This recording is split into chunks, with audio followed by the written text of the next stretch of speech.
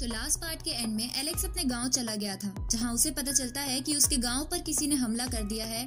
अब आगे तो एपिसोड 10 की शुरुआत में उस गांव के बड़े लोग एलेक्स को बताते हैं कि पिछली रात कुछ डाकुओं ने हमारे पूरे गांव पर अटैक कर दिया था, जो हमारे गांव के लोगों का खाना और पैसे चुराना चाहते थे। इसलिए शेन उनसे लड़ने के लिए आगे गए, लेकिन वो उस डाकुओं के बॉस से नहीं जीत पाए क्योंकि वो डाकुओं का बॉस बहुत ज्यादा ताकतवर था। साथ ही वो शेन को भी अपने साथ ले गए और उन्होंने कल सुबह तक हमसे हमारे 2 स्पेशल ट्रेजर की मांग करी है, जिसके नहीं देने पर वो शेन को मार देंगे। ये सुनकर एलेक्स पूछता है कि आप लोग कहाँ थे, तो वो लोग बताते हैं कि वो हंटिंग के लिए गए हुए थे। साथ ही गॉड लियो की स्पिरिट भी जब से तुम गए हो तब से सोई हुई है, जिसकी वजह से कोई भी गांव वालों की रक्षा नहीं कर पाया। अब एलेक्स उन डाकुओं को मारने जाने लगता है, लेकिन तभी वो बड़े लोग उसे रोक देते हैं और कहते हैं कि तुम बाकी गांव वालों के साथ गुफा में जाओ और उन डाकुओं से हम लड़ने जाएंगे, क्योंकि उन डाकुओं का बॉस हेवनली लेवल पर है और तुम ब्लड ट्रांसफॉर्मेशन लेवल पर हो, इसलिए तुम उससे नहीं जीत पाओगे। जिस पर एलेक्स कहता है कि अगर आप लोग वहाँ गए तो आप भी उनसे नहीं जीत पाओगे।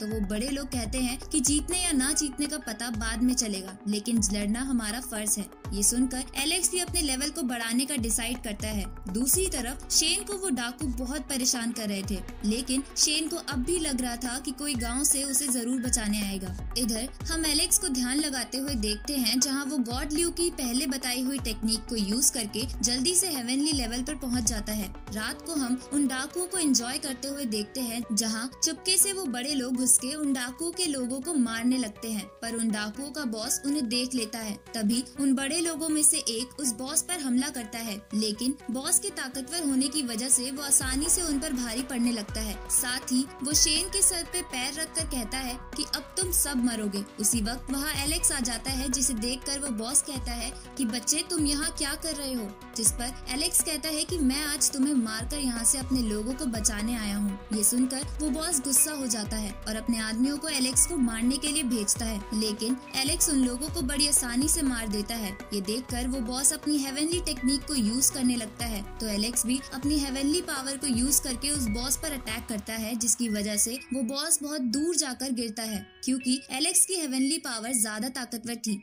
अब वो बॉस अपनी बीस्ट फॉर्म में आ जाता है, जो बीस्ट फॉर्म उसके मास्टर ने उसे दी थी। ये देखकर एलेक्स उस बॉस को अपने पीछे दौड़ाकर टाइम पास करने लगता है, जिसकी वजह से वो बीस्ट बहुत ज्यादा गुस्सा हो जाते हैं और अपने ऊपर एक शील्ड बनाकर एलेक्स पर अटैक करता है, लेकिन एलेक्स अपनी ब्लू बर्ड की टेक्निक से उसे बराबर की टक्कर देता है। अब वो बॉस अपनी सबसे पावरफुल टेक्निक को यूज करता है। ये देखकर एलेक्स भी अपनी लायन बीस्ट की टेक्निक को यूज करता है और उस बॉस को जान से मार देता है, पर लायन बीस्ट की टेक्निक को यूज करने की वजह से एलेक्स भी बेहोश हो जाता है। इसके बाद वो बड़े लोग एलेक्स और शेन के साथ गांव चले जाते हैं, जहां वो सब जश्न मनाने लगते हैं। साथ ही इधर शेन को एलेक्स पर बहुत प्राउड हो रहा था। साथ ही वो एलेक्स को गांव का प्रोटेक्टर बना देते हैं और इसी के साथ ये एपिसोड यहीं खत्म होता है।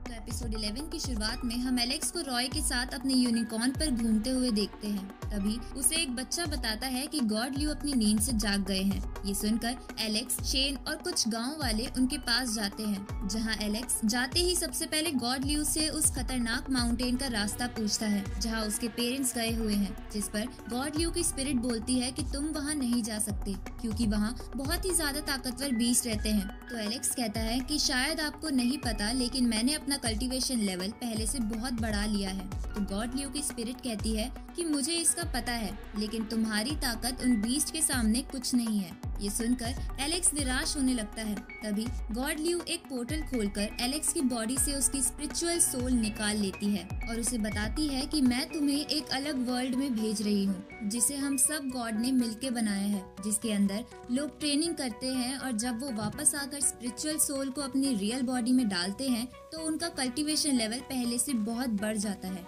ये सुनकर एलेक्स इसके लिए मान जाता है और उस वर्ल्ड में चला जाता है, जहाँ उसे अपने आसपास और भी स्पिरिचुअल सोल्स दिखती है जो यहाँ ट्रेनिंग करने के लिए आई थी।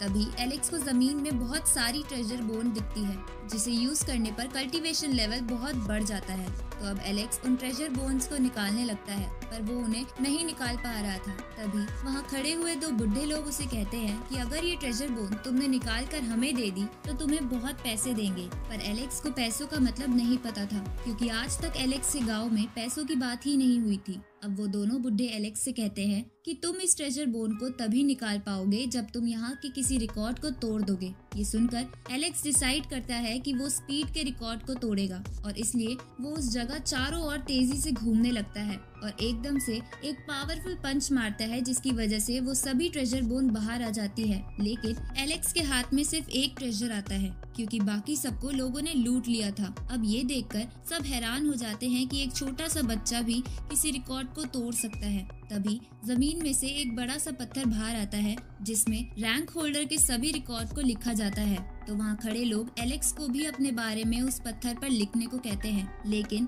एलेक्स गलती से अपने नाम की जगह उस पत्थर पर एनिमल मिल्क लिख देता है जिसकी वजह से वहाँ सभी लोग हंसने लगते हैं। साथ ही वहाँ खड़े हुए कुछ लोग कह रहे थे कि ये बच्चा ताकतवर तो है लेकिन ये महान डेविड को नहीं हरा सकता। ये सुनकर एलेक्स को गुस्सा आ जाता है क्योंकि डेविड उसकी आंट का बेटा था। अब एलेक्स कहता है कि मैं सबसे ताकतवर 10 सर वाले ड्रैगन और डेविड को जरूर हराऊंगा, जिस पर सभी हंसने लगते हैं। तभी वो बुढ़े लोग कहते हैं कि अगर तुम्हें डेविड को हराना है तो तुम्हें यहाँ पास के एक बड़े वोल्केनो को एक जंप में पार करना होगा क्योंकि डेविड भी ऐसा कर पाता है। ये सुनकर एलेक्स वहाँ चले जाता है लेकिन रास्ते में उसे कुछ लोग रोक लेते हैं और उससे वही ट्रेजर बोन मांगते हैं, जिस पर एलेक्स मना कर देता है। तो वो लोग एलेक्स पर अटैक करते हैं लेकिन एलेक्स बड़ी आसानी से उन्हें हरा देता है। ये देखकर उनका लीडर एलेक्स पर अटैक करता है लेकिन एलेक्स अपनी स्पीड से उनसे बच रहा था। तभी वो लीडर अपने एक स्पेशल अटैक को एलेक्स पर यूज करता है लेकिन एलेक्स अपनी पावर की मदद से उसे हरा देता है और उस लीडर की फेदर टेक्निक भी अपने पास रख लेता है। तभी वो बड़ा सा पत्थर वहाँ फिर से आ जाता है और इस पूरे वर्ल्ड में अनाउंस कर देता है कि एनिमल मिल्क नाम का बच्चा आज इस वोल्केनो को 1 जंप में पार करने का रिकॉर्ड तोड़ने आया है। ये सुनकर आसपास के लोग बातें बनाने लगते हैं कि एलेक्स ऐसा कर पाएगा भी या नहीं। तभी ये अनाउंसमेंट सुनकर वहाँ कुछ लेडीज का ग्रुप आता है जो एक स्पेशल ट्रेनिंग इंस्टीट्यूट चलाती थी।